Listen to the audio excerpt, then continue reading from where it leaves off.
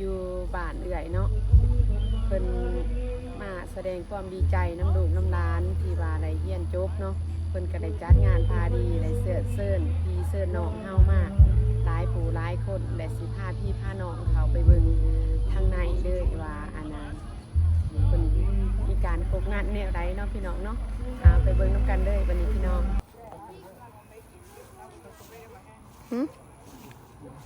เดี๋ยวแม่จังสียางไปเด้อลูกเด้อพากันอันนั้น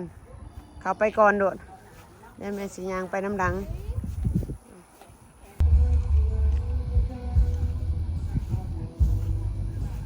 พาพี่น้องเขาไปเบิ่งทางในเด้อวันนี้ไปเบื้องดังก่อนสียางไปเบื้องดังก่อนเลยจังสีเขาไปทางในเฮือนไปทางลำบงก่อน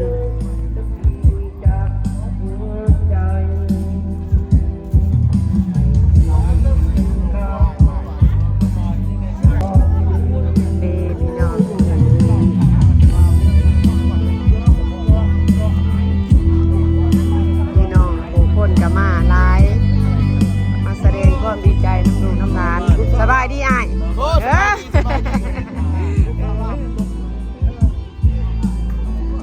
เจ้านายสีแดงมานี่มีการเต็มน้ำบุ้งได้นี่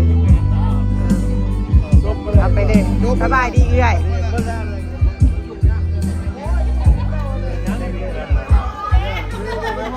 ใช่แล้วเขาลงไปแล้วสั่งเขาไหลออก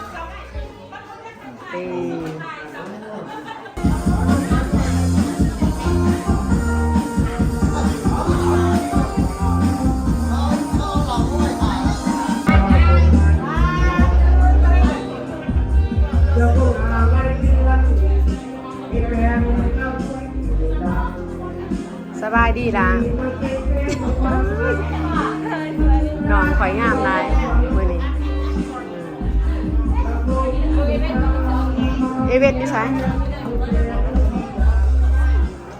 สบายดีอ้ายสบายดีมาเบิ่งปิงบาร์บีคิวน้ำมันไหลน้ำมันไหลน้ำมันไหลเราจะลึกพรมันจะบ่มมันบ่ไหลมันบ่เหมือน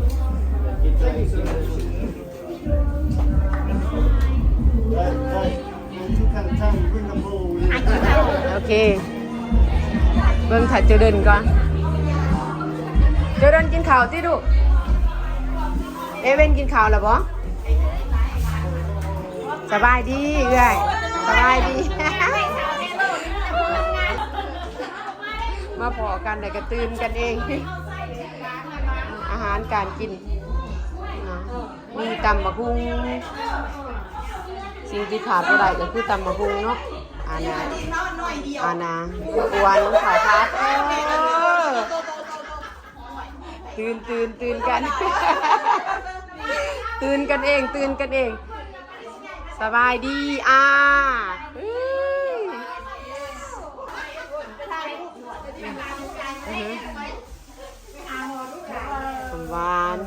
หวานบักเตงขาวซอง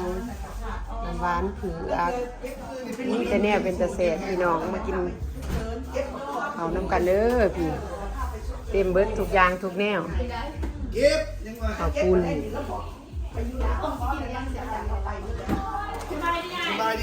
กล้วยทอดมันทอดมีเบิดกว่ามีกล้วยลาบ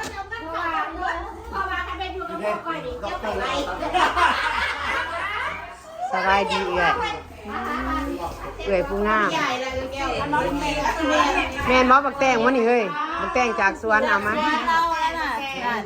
ยิบเลยเนี่ยเอามือยิบนี่ขอบใจฮะอย่าถามตอนนี้กำลังทายนี่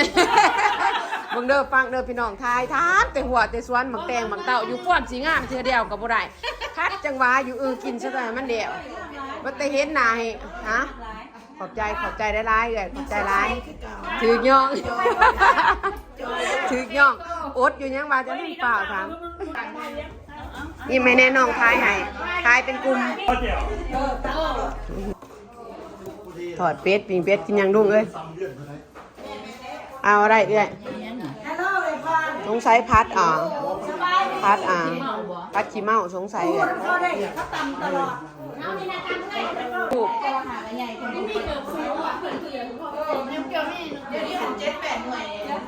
นุ่งนี่ก็เป็นแสบเป็นซ้ำ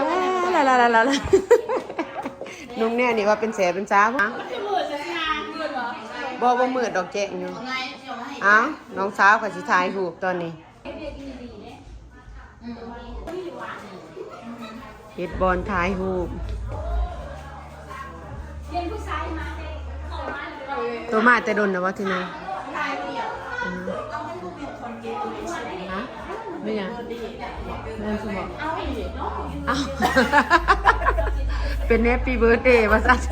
หายแต่ว่างานโจ๊กโรงเรียนเด้อพี่น้องเจ้าได้สิว่าเว้าอันเว้าพีชเฮ็ด2อย่างเลยเนาะว่างานโจ๊กโรงเรียนเนาะแล้วก็เป็นเบิร์ธเดย์พร้อมเลยเดย์โอ้ยเกือบว่าแต่ว่าตัวเองเว้าผิดงานโจ๊กโรงเรียนแล้วก็เบิร์ธเดย์นำนะใส่มั้ย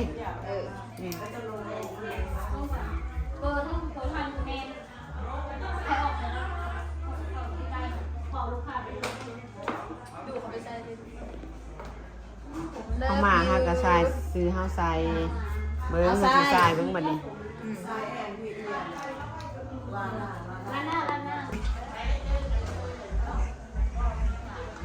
นี่กินข้าวก้อนบัดนี้สบายดีเอื้อยมาเดี๋ยวบ่หันสบายดีอ้ายสบายดีแซ่บแกงจากสวนเอามาปาดใส่เห็ดน้ำหวานจากสวนสดๆเลยปิดแต่ก็มาเขาเลยกินข้าวกันเด้อพี่น้องเด้อกำลังสิกินข้าว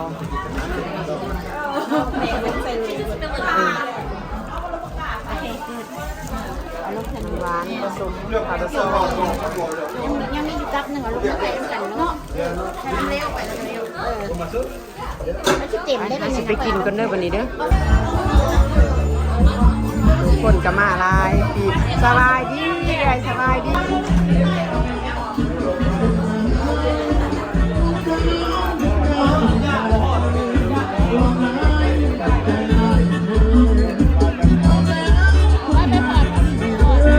ก่อนน้ำลงปะ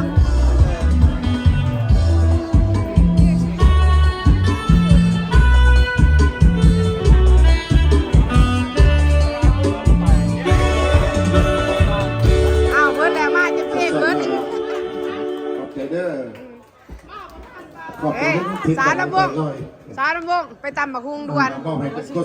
เพราะว่าต้องการใส่มากนะเฮ้ยสารน้ำวงไปตำบักฮุงอ้าวไอ้ส่วนนี้คือใส่แล้วจนตื่นเมื่อแล้วสบายดีเอ้ยสบายดีใส่ยังน้ำหวานมาเชิญแสบเอื่อยจะหน่อยน้องไปกินน้ำหวานคาร์โดซองหอมแสบจากสวนนังดาจากคนบิดมาจากสวนเลยหอมแซ่บค่ะว่าของนางดาน้องกับปูคือกันเอาเต้นได้เต้นเอาไปเต้นเลยเป็นมือกองให้เอื่อยว่าสั่นใหญ่ว่าเป็นคือว่าตายที่ไหนที่นั่นจับ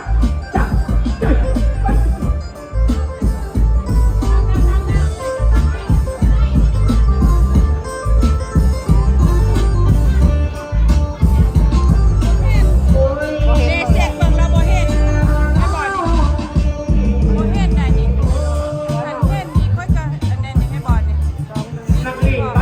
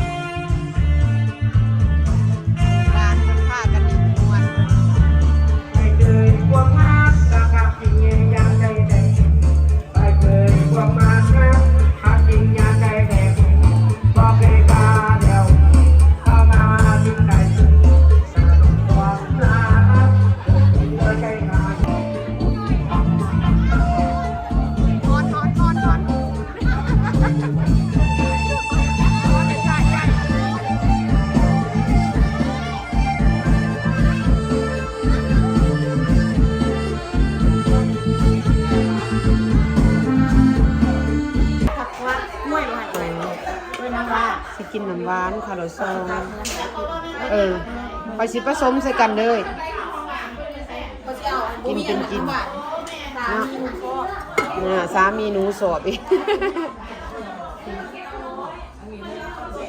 ผสมใส่กันเลยแดกไปซะเนาะอันนี้เราเด็กแต่น้อยมาเอื่อยมากินข้าวน้ำกันเอื่อยอาหารการกินหลายอย่างหลายแนวพี่น้อง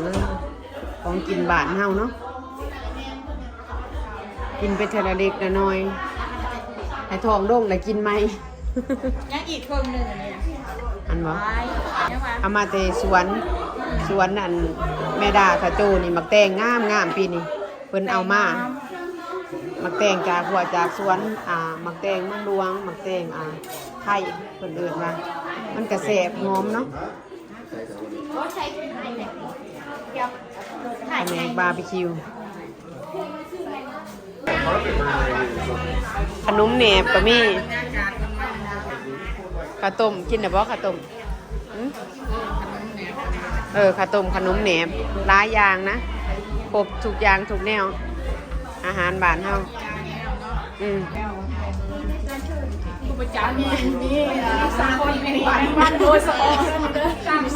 สร้างมาโดยเฉพาะแผนกที่เมืองบ้านเ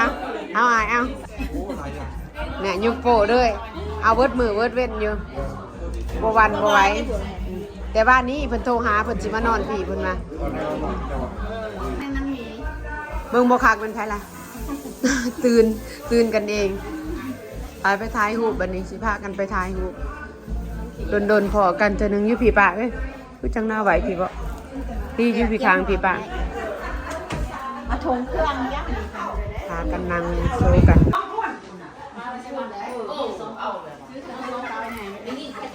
ตั้งไว้ก่อนที่ไว้ตั้งไว้อันนั้นมาน้องทายหูบหายบัดนี้ไปเกียมพ่อหูบทองเด้อไปมาไปเข้าไปบัดนี้น้องสิทายหูบหายเกียมพร้อมมีการหูบทองหูบยังเด้อน้องนี่นะสิทาย เข้าไป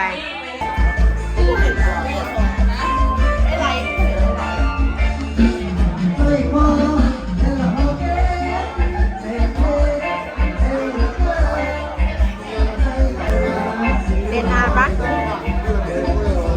พากันสีออกไปนอก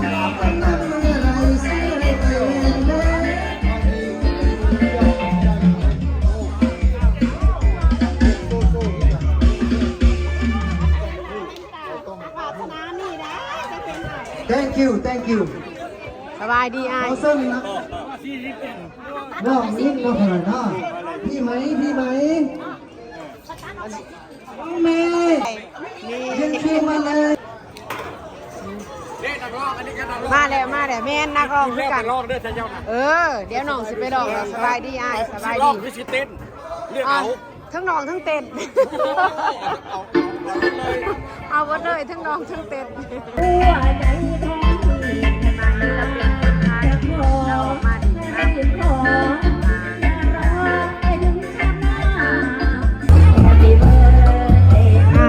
งานโจ๊กโรงเรียนแล้วก็เบิร์ธเดย์พอมีงานวันเกิดนำเลยเฮ็ดบาทเดียว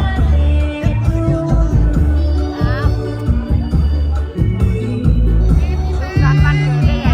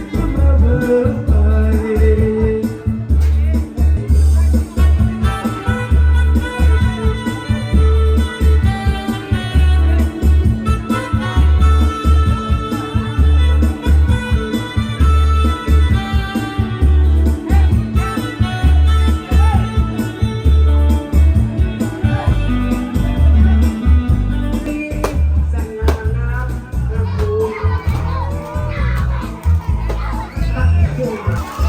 สุดฟ้ากูเจ๋งนัก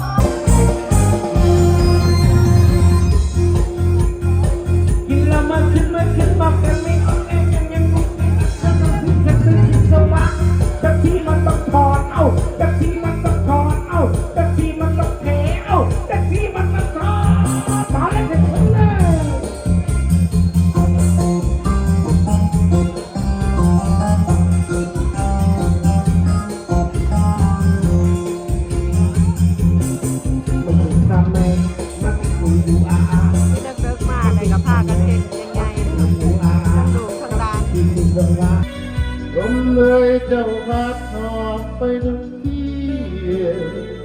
วันออกมาเที่ยวถ้าไป